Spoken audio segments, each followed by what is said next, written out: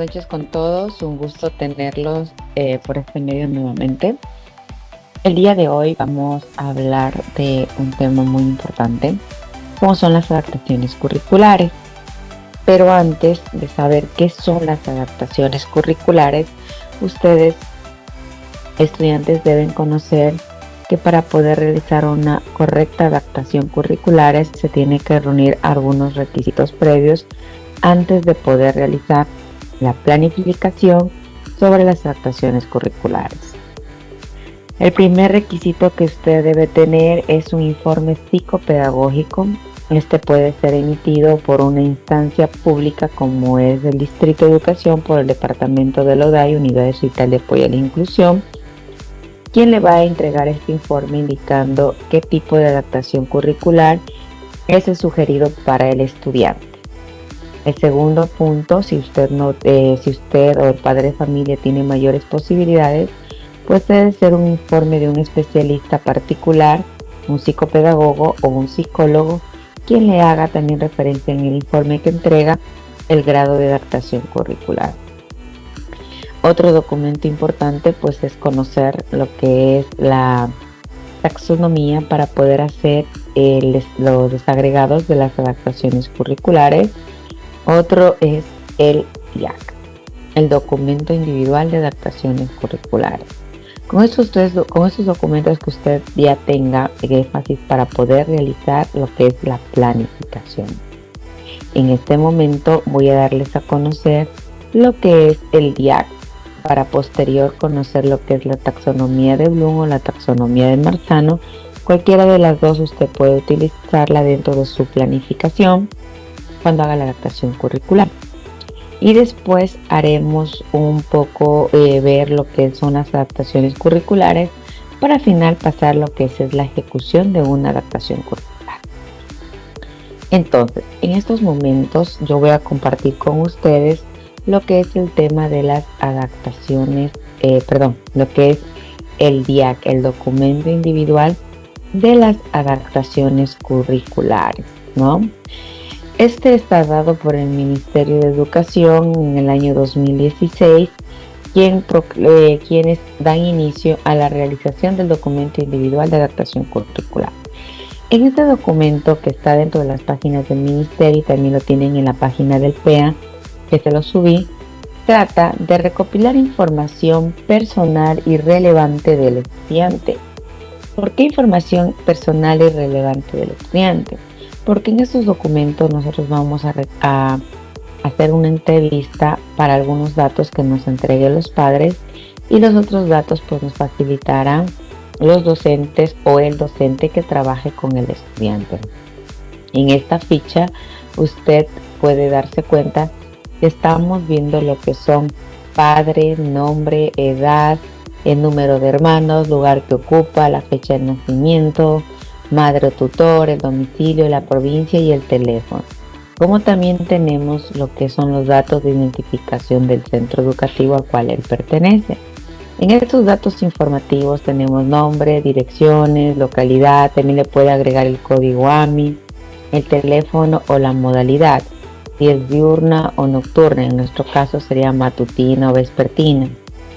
La fecha que se va a elaborar el día, la duración que va a durar este documento y al final pues pondremos las áreas que van a intervenir.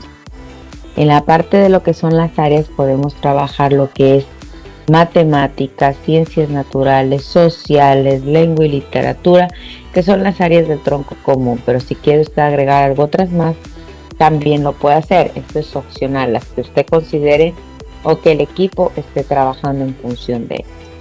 Los profesionales que se implican también tienen que ir sus nombres y apellidos, el nombre, los apellidos y la función que desempeñen.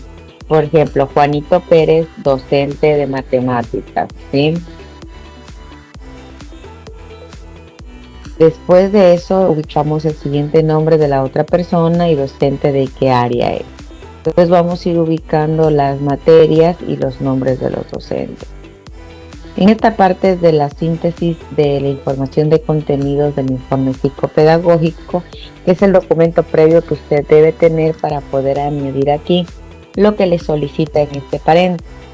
como es la parte cognitiva, perceptiva, de atención, memoria, lenguaje y motricidad.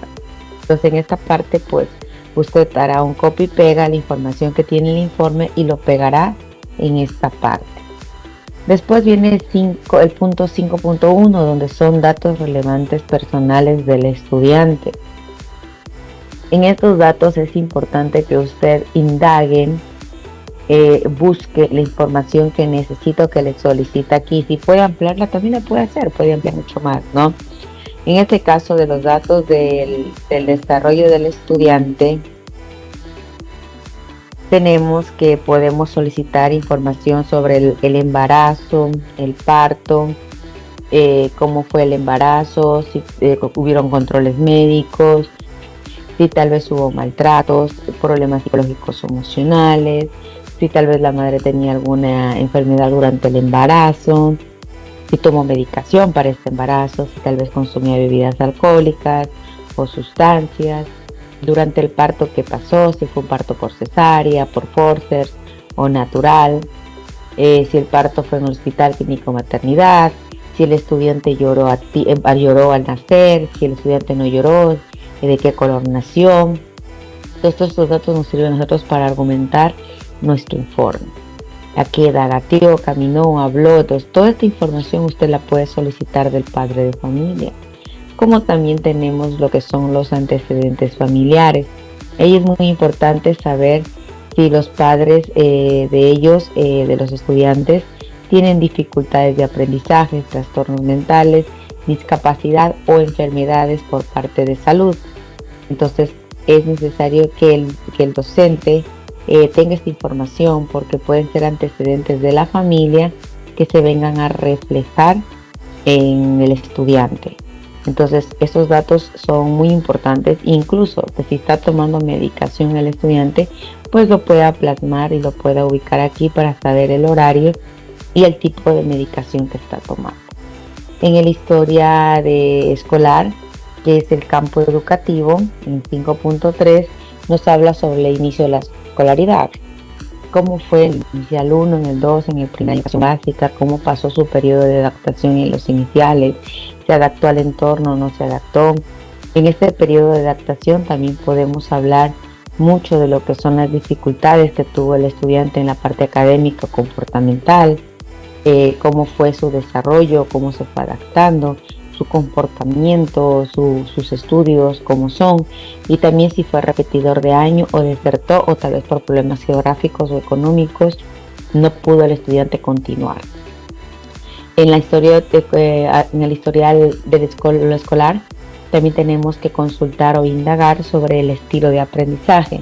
Recuerden que algo es muy fundamental en el DUA son los estilos de aprendizaje y el ritmo de aprendizaje que tiene el estudiante, para, según ellos, poder realizar la respectiva planificación. Entonces estamos hablando de un estilo de aprendizaje visual, auditivo, kinestésico, verbal. Entonces, según el tipo de aprendizaje, el estilo de aprendizaje, también tenemos lo que son los ritmos, que es lento, moderado y rápido. Entonces cada estudiante dentro de su grupo tendrá diferente estilo y diferente ritmo. También en esta parte ubicamos lo que es el tipo de inteligencia. En este caso nosotros trabajamos con 8 inteligencias múltiples, los cuales nosotros tenemos que, como una ficha de despesaje, poderla plasmar qué tipo de inteligencia presumiblemente, como presunción, se puede trabajar, o revisar el informe psicopedagógico que muchas veces viene marcado, plasmado en esta parte. Una vez que ya tenemos la historial escolar, vamos con los aspectos más importantes y relevantes del campo educativo que se encuentra actualmente el estudiante. Cómo es el desenvolvimiento del estudiante en el aula, cómo es su comportamiento, si existe relación entre grupos, si es comunicativo o poco comunicativo, si es independiente para hacer sus trabajos o depende tal vez de algún otro estudiante, si le gusta participar en grupos o prefiere aislarse, cómo se relaciona, le gusta trabajar entre pares. Entonces todo esto del aprendizaje lo vamos a plasmar aquí en esta partecita, ¿no? También vamos a escribir cómo son las relaciones y el modo de crianza del estudiante dentro del campo familiar. Recuerden que las relaciones familiares son las que fomentan a los estudiantes en fortalecer o son los pilares, la familia, para fortalecer estos buenos hábitos y costumbres dentro del entorno. Entonces, si describimos cómo se establecen las relaciones familiares, lo más importante es si es una relación familiar positiva o negativa, si es una relación familiar de una familia estructurada, de una familia monoparental, de una familia nuclear, como también es importante hablar de los modos de crianza. Recuerde que hay modos de crianza permisibles, padres que son muy permisibles para que sus hijos puedan hacer y deshacer lo que quieran dentro del hogar, los que son autoritarios, los que ponen la ley los que ponen las normas claras y tienen que hacerse lo que ellos dicen. También el modo de crianza democrático, que piden opiniones a sus hijos para poder también ejecutar y que formen parte del entorno. También existe el modo de crianza negligente, en que los padres ni les interesa, ni les va ni les viene lo que los hijos hagan. Entonces, esos modos de crianza son los que más nosotros podemos utilizarlos para poderlos marcar aquí. Y sobre todo las rutinas de trabajo que tenemos que hacer. En este contexto familiar que usted va a describir, van a salir también aspectos que favorecen o se dificultan en la parte del aprendizaje. Por ejemplo, habrán estudiantes que digan, no, a mí se me dificultan mucho los números, entonces usted lo va a ir marcando, ¿no? O no, a mí se me dificulta mucho lo que es la lectura, o lo que es la parte del razonamiento, la comprensión o interpretación. Entonces usted lo irá marcando y lo irá señalando para después de esto considerarlo en el momento que realicemos nuestra planificación. En el siguiente literal vamos a hablar los datos importantes del contexto social, el entorno, la familia, los vecinos, los amigos, el colegio, todo el entorno. Cómo es su relación con sus amigos, cómo es su relación con sus vecinos, cómo se lleva con los compañeros de la institución, cómo se lleva con su familia, cómo se integra en otros grupos. Entonces, todo lo que es la parte social del entorno socioemocional lo vamos a plasmar en este momento. También vamos a trabajar con lo que son, vamos a identificar cuáles son las necesidades educativas asociadas o no a la discapacidad. Entonces aquí vamos a poner lo que el niño necesita ayuda en la adaptación curricular. Por ejemplo, niño presenta dificultades en la escritura, omite, sustituye o reemplaza letras. El niño tiene dificultades en la pronunciación. El niño tiene dificultades en los números, invierte, o el niño pronuncia unas cosas y escribe otras. Entonces, aquí usted va a detallar todas las dificultades que el estudiante presenta en la jornada de clase. En la parte de aquí abajo estamos hablando de acceso al currículo, recursos técnicos. Aquí nosotros ya no vamos a escribir, sino vamos a marcar con una X, en este caso, lo que nosotros consideramos que el estudiante necesita. Depende de cada estudiante. Recuerde que el día de hacer un documento un documento individual de adaptación curricular es personalizado por estudiante. Si usted dentro de su salón tiene 3 estudiantes con discapacidad y 3 estudiantes que tienen que hacer la adaptación curricular, entonces tendrá que realizar 3 días diferentes, ¿no? Hasta aquí arriba, antes de lo que es la parte de adaptación curricular, como ustedes pueden darse cuenta, se trata más de una entrevista con el representante legal o madre o padre para poder recopilar esta información. Del 6 para abajo ya son más puntos de observación que tienen los docentes en el aula en base a las necesidades presentadas por el padre. Por ejemplo, adaptación curricular, recursos técnicos. El estudiante necesita una silla de ruedas. Si necesita, le pone una X, si no, pues lo deja vacío.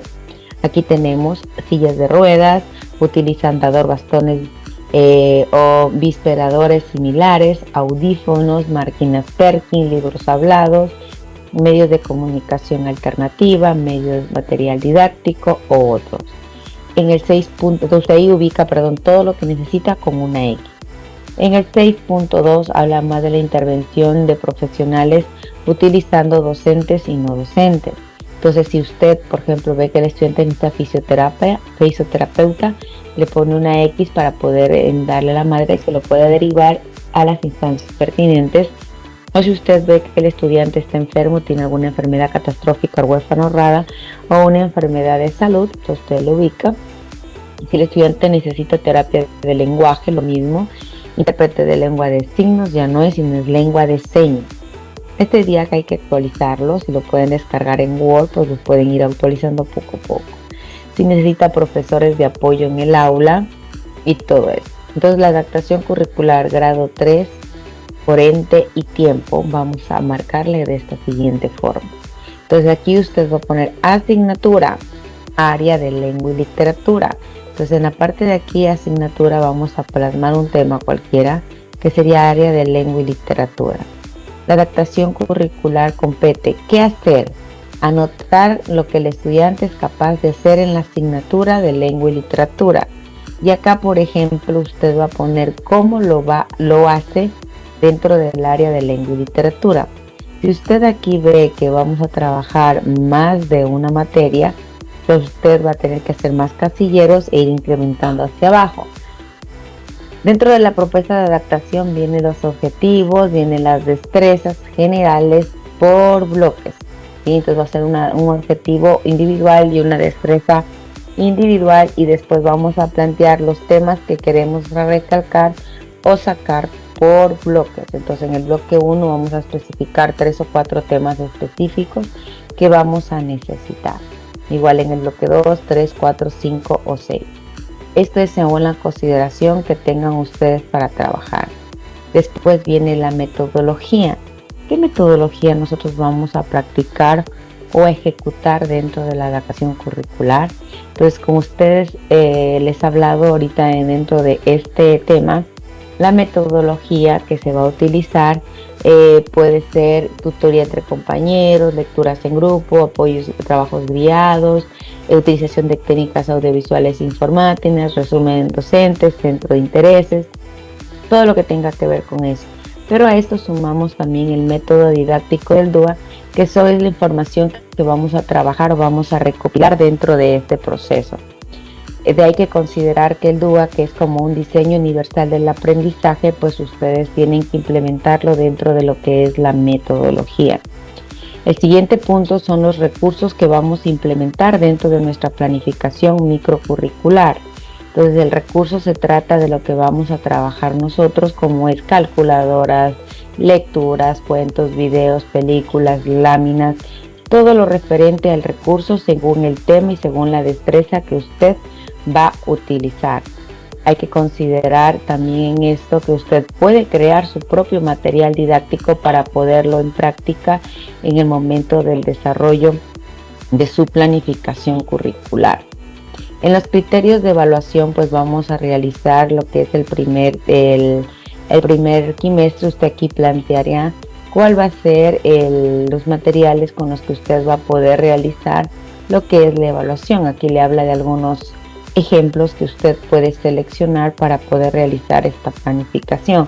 Le habla de collajes, exposiciones, proyectos, investigaciones, dibujo, pruebas orales, escritas. Siempre esto hay que considerarlo en base al estilo del aprendizaje y al ritmo. Recuerde que usted, como va a planificar con el método didáctico del DUA, tendrá que considerar todos estos puntos para poderlos realizar dentro de sus evaluaciones. Igualmente, aquí en este formato te habla del primer trimestre, segundo trimestre, pero usted le hace un espacio en la parte de abajo y puede trabajar por trimestres: primer trimestre, segundo trimestre y tercer trimestre. Al final usted ubicará acá los resultados finales de lo que es el aprendizaje. ¿Qué resultados usted obtuvo de la experiencia de poder trabajar con el DUA? Y al final, pues aquí firmarán las personas que elaboraron el DUA, como también la persona vicerrectorado, quien es la persona encargada en la aprobación del DUA. Como ustedes ven, el método didáctico del DUA es muy práctico para que ustedes lo puedan ejecutar con los docentes que van a desarrollar el DUA conjuntamente, ¿no? Bueno, espero que esta explicación rápida les guste, haya sido entendible y lo puedan desarrollar cuando ya se pongan en práctica en las unidades educativas. El día es un documento de adaptación individual y es un requisito para poder realizar las planificaciones microcurriculares dentro del aula y el salón de clase. Espero que les haya gustado esta explicación y cualquier cosa pues estaremos en el siguiente video aclarando, si no en las clases presenciales. Un gusto, chicos.